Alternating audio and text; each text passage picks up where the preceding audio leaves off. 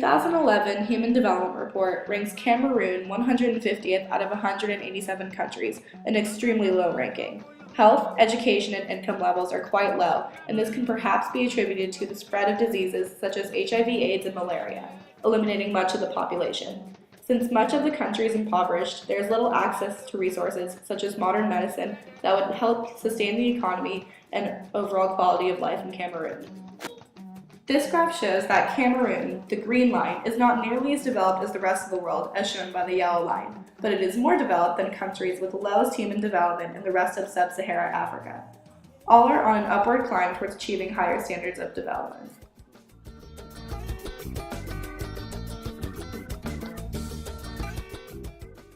Since 1995 to present day, the population rate of Cameroon has steadily increased, but moving into the next decade, will there be a drop-off in population growth?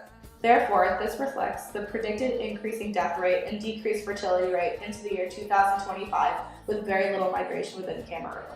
Although children in Cameroon in both cities and villages are raised by their immediate family, this family has large access to kinfolk and other relatives who will spend extended amounts of time taking care of the children. There is also gender inequality within the families. Children development is age-structured. Parents, kin, neighbors, friends, and older children made up the community in Cameroon. Children were placed in the care of the community's peer group that consisted of multi-age and multi-sex children, looked over by 1 or 2 caretakers that ranged from the ages of 8 to 10-year-old girls. Permanent caregivers started learning about the methods of child tending and domestic management as they usually cared for children of 6 months to 2 to 3 years of age. Both boys and girls provided care, but girls were expected to be more sensitive and nurturing than boys, and thus were generally assigned more responsibilities. These child caregivers ran errands, provided full-time care, and so forth. Mother-child relationships develop with age. Infants and toddlers are taken care of by older siblings, the peer group, or sitters, usually. Parents, especially mothers, are simply guides and supervisors. However, there are also private daycare centers that are growing in the region that provide a la carte services. Such centers illustrate the development of the region where mothers are given the opportunity to leave children who are of a few months and older. This video physically shows the separation between the children and the mother. Child caregiving is usually in the hands of older siblings. Again, the mother is only a guide. It is also important to understand socialization of children into the cultural context of the area. Most children in Cameroon have access to inexpensive state-run schools or pricey private and religious schools. Preschool and elementary schooling usually begins around the ages of 4 to 6, but children who are characterized as marginalized minorities or children located in border zones lack formal education. The problem is the government's inadequate funding due to corruption and a lack of cohesive management and resources. Male attendance is higher than females because of the female's job of domestic duties and early marriage and pregnancy.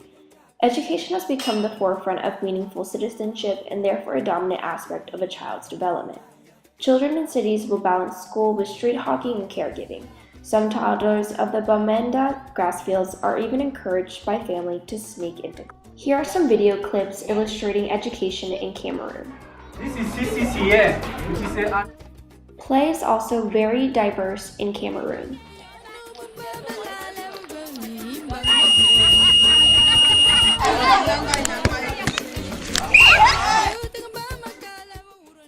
Child labor in Cameroon is not only dangerous and extreme, but deprives children of many years of education. The BBC recently made a documentary entitled "The Challenge to Make Chocolate Child Labor Free," showing how the International Labor Organization has tried to eliminate child labor in cocoa production and help children return to school in Cameroon. This video is a quick segment of the BBC documentary. Work, helping out with light tasks after. Cameroon's geographical position, as well as poverty striking the region, accentuates the issues of child trafficking. Child-rearing and infant care relationships are 2 examples of regularities and variation. In Cameroon, child-rearing is more informal and fluid as care providers are not an economical service and systematically programmed to be care providers as in the Western world. Nevertheless, there is a regularity to develop the child within the cultural context, to practice mature activities, develop values, and ultimately be accepted. Infant caregiving relationships are more natural and fluid in Cameroon. However, Western society is more systematically designed with a longer period of attention the mother gives to the child. Yet both cultures have the regularity to form bond and relationship with the child. Caregiving environmental structures for learning and peer interaction also showcase Rogoff's regularities and variation.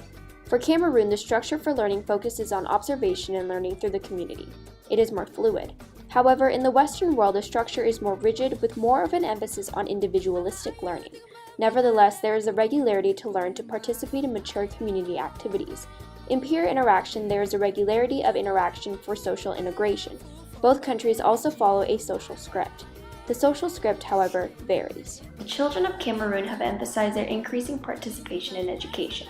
Such a change in participation in the socio-cultural activities of Cameroon shift the community's culture to enforce the importance of education further. As children change their participation in society by becoming more of a force of labor and of an economic asset, their participation in the culture changes as well. Because they grow up, they think more independently and therefore change their participation. However, this can lead to negative results like child labor.